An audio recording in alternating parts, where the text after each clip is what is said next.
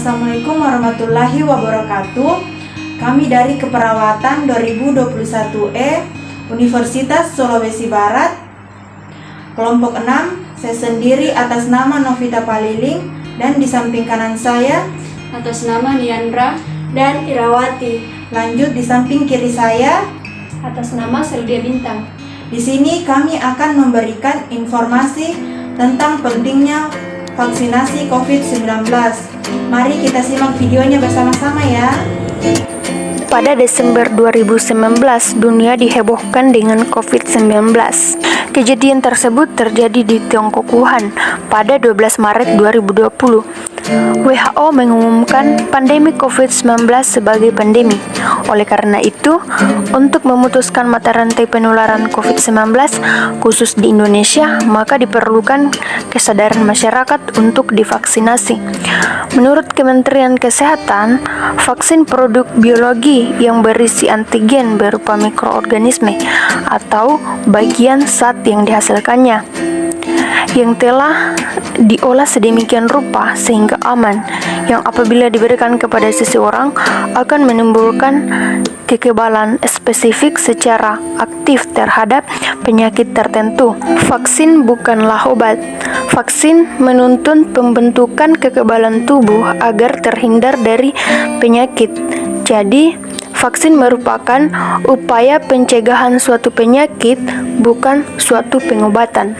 Menurut WHO, komponen dari vaksin terdiri dari mikroorganisasi yang menjadi penyebab penyakit, bahan adiktif atau bahan pengawat. Saat vaksin COVID disuntikkan, virus pada vaksin tersebut masuk ke dalam tubuh kita. Lalu tubuh kita akan menghasilkan kekebalan dalam bentuk antibodi, akan melawan virus yang masuk. Lalu sel memori dalam tubuh kita akan mengingat vaksin corona. Jadi, jika tubuh kita terpapar virus corona, jadi antibodi dalam tubuh kita sudah siap melawannya. Macam-macam vaksin yang sudah beredar di Indonesia. Yang pertama, Sinopharm, berasal dari negara Tiongkok dengan efektivitas sebesar 78%. Vaksin Sinopharm ini membutuhkan 2 suntikan yang diberikan selama 21 hari dan diberikan dengan sebanyak 2 dosis, 0,5 mili per dosis. Yang kedua itu vaksin Sinovac, berasal dari negara Tiongkok dengan efektivitas sebesar 65,3%. Vaksin Sinovac ini membutuhkan 2 suntikan yang diberikan selang waktu 14 hari dan diberikan sebanyak 2 dosis, 0,5 mili per dosis.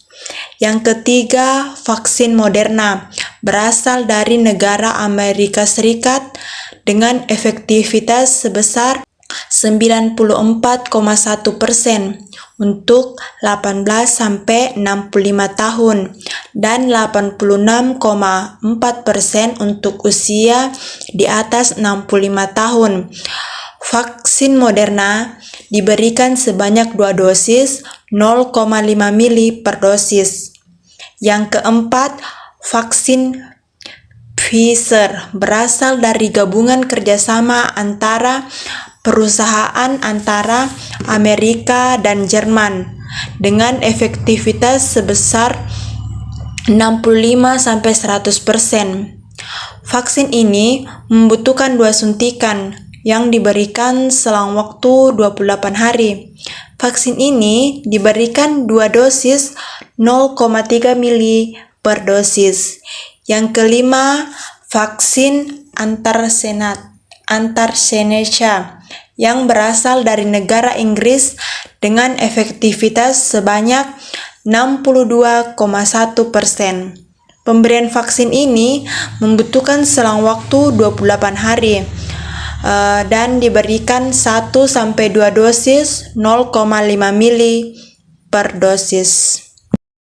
Efek samping vaksin secara umum diantaranya: yang pertama, rasa sakit dan bengkak di area penyuntikan. Yang kedua, alergi, demam, ngantuk, badan lemah, dan nyeri sendi. Efek samping setiap orang itu berbeda-beda, tergantung dari kondisi tubuhnya. Dan ada pun juga kriteria bisa mendapatkan vaksinasi. Yang pertama, suhu tubuh di bawah 37,5 derajat Celcius. Yang kedua, tekanan darah normal. Yang ketiga, gula darah normal. Yang keempat, tidak memiliki penyakit autoimun, kanker paru-paru kronis, stroke, dan penyakit ginjal. Yang kelima, tidak memiliki alergi karena vaksin. Yang keenam, tidak memiliki penyakit kelainan darah, jantung, dan asma. Dan yang terakhir, untuk menyintas COVID vaksin bisa dilakukan minimal 1 bulan dinyatakan sembuh. Jadi vaksin belum tentu melindungi kita 100%. Maka dari itu, kita perlu menerapkan 6M. Memakai masker, menjaga jarak, mencuci tangan, membatasi mobilitas, menjauhi kerumunan, dan mendapatkan vaksin. Dari informasi tersebut, kita dapat mengetahui bahwa pemberian vaksin tersebut sangatlah penting dalam upaya pencegahan COVID-19.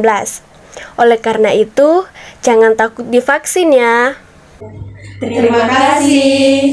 Kurang dan lebihnya mohon dimaafkan. Semoga video ini dapat bermanfaat. Assalamualaikum warahmatullahi wabarakatuh.